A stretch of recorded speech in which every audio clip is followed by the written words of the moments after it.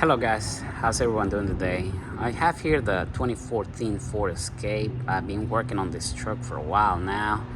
I had quite a few issues I'm trying to correct, but one of the main issues that I was having problems with is the P code p1299 cylinder head over temperature protection.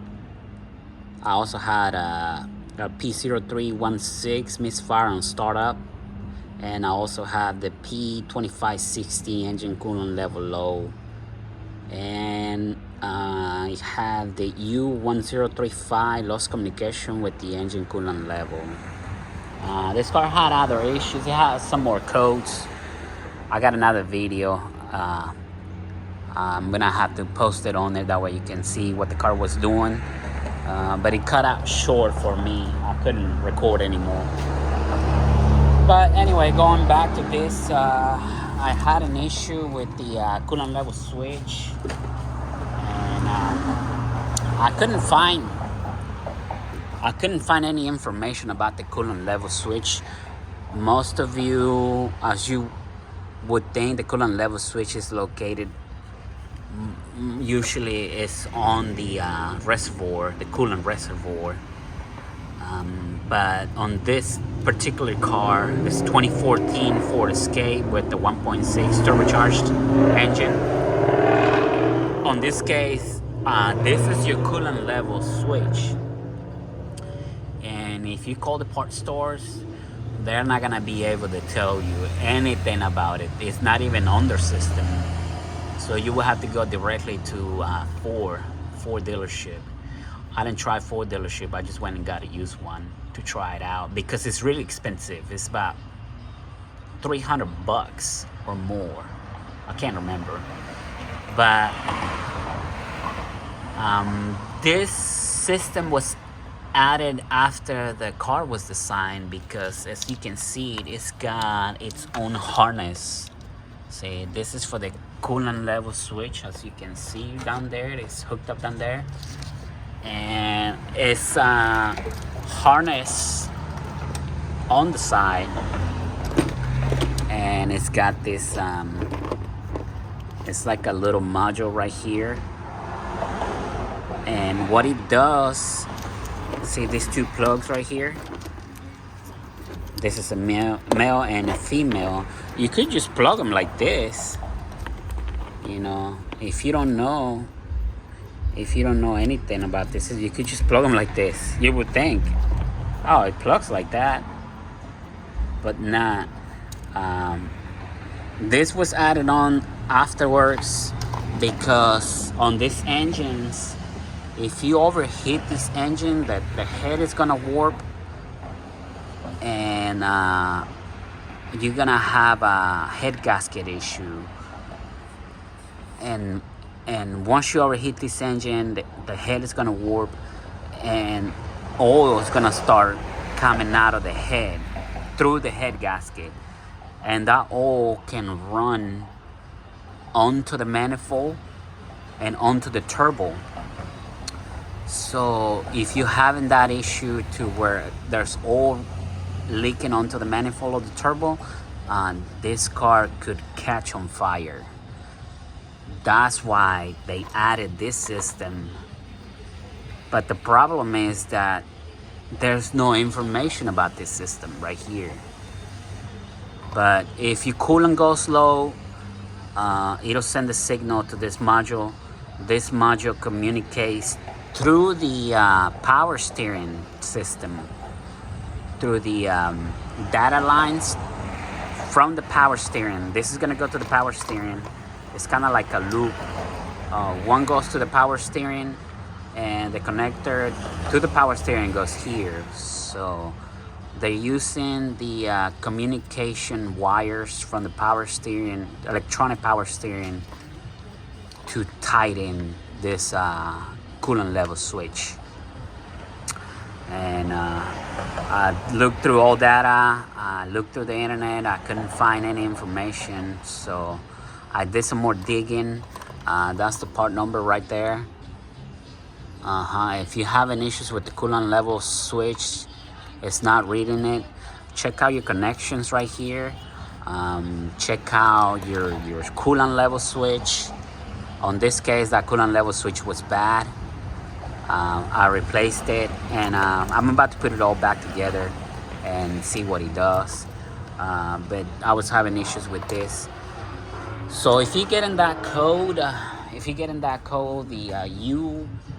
U1035 lost communication with the engine coolant level, make sure you check your connections. Don't just assume that the coolant level switch is bad. Check out for rust. On this scape,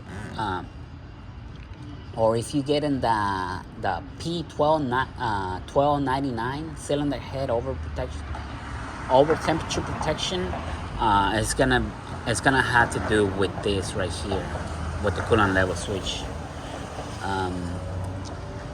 Because if the computer cannot read this switch, it'll put the car on limping mode.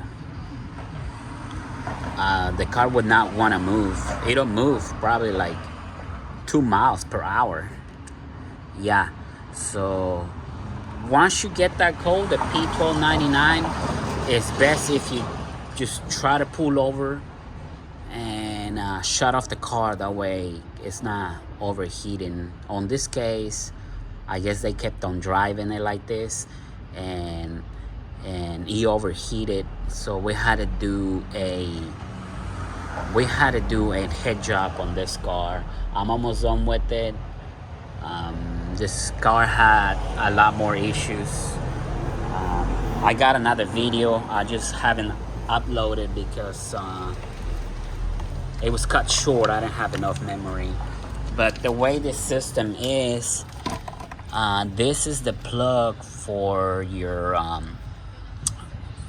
electronic power steering. This is the positive for the electronic power steering, and let me see, that's the plug right there. This comes from the computer, from the fuse box and the computer, and this goes down to the power steering, the electronic power steering. These are the data communication lines right here. So what they did is they just tied this in. As you can see, you got a male and a female on this end, and over here you got a male and a female. So this is gonna go, the male is gonna go onto the female. We're gonna plug this into the this end gonna be plugged into the power steering. I'm having a hard time trying to do it with one hand. And then this other end is gonna go plug in to the computer system.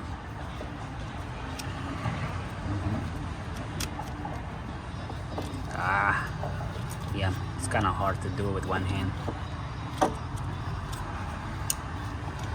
And that'll make a loop. As you can see, it makes a loop. See, I could just easily connect this end with this end and be done with it, but it's got to make a loop. It's got to go to this module, and then it comes back to the power steering, electronic power steering. And then this is gonna be your ground. Your ground is gonna be somewhere right here. Your ground is gonna be right here. And this wire right here that goes to the coolant level switch. So if you having these issues, if you having the P code 1299 and the U1035 and the p2560, it has to do with your coolant level switch. So I will check the harness, make sure there's no broken wires. I will check your coolant level switch, and I also will check this relay module, and I will check these connections right here.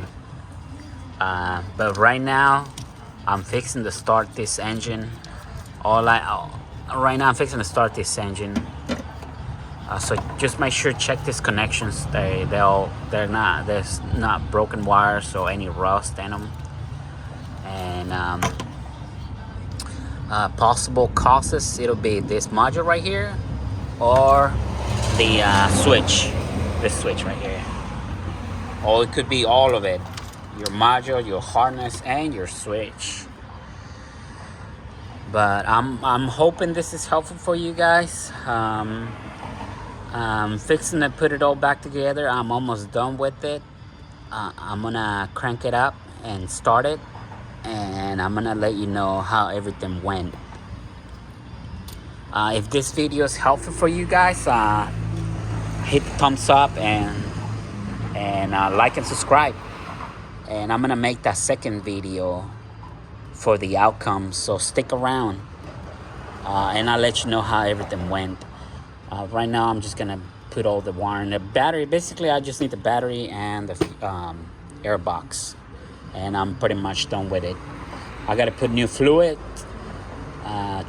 transmission fluid and engine oil and coolant. So stick around for part 2. Thank you very much. Thank you for watching. You guys have a good one.